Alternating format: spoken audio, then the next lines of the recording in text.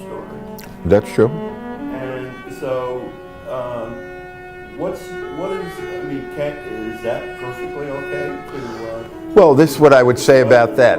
I mean, if you know the whole story, I can't wait to read it because, as Gary said on camera in episode 4, even those in Newark don't know exactly what's happening. We didn't have access to the whole story.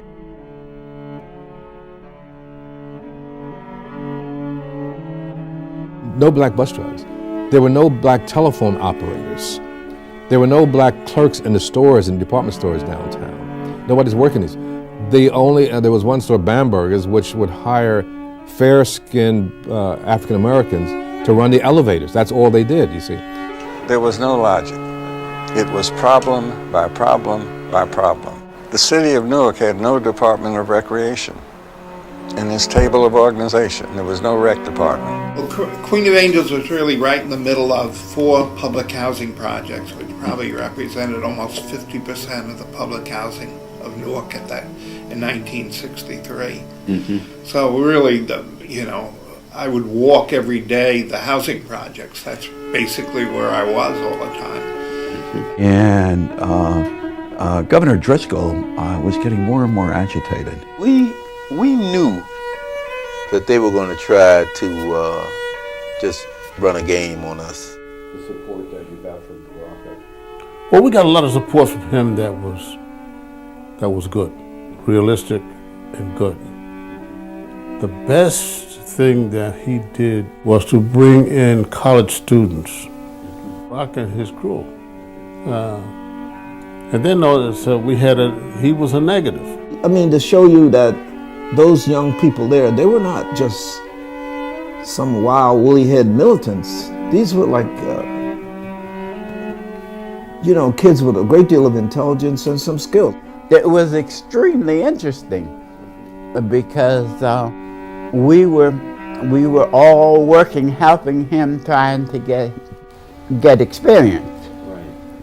Less than impressed. As he stepped out of this checker, I'm saying, my God, they got to do better than this.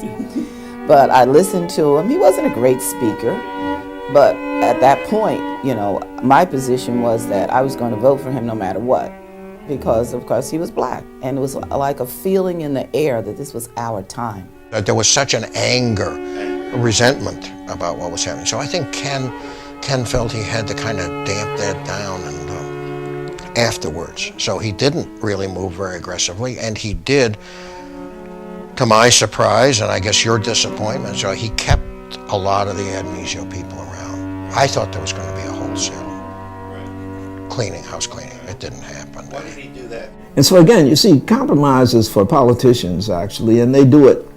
Some do it well, some don't do it.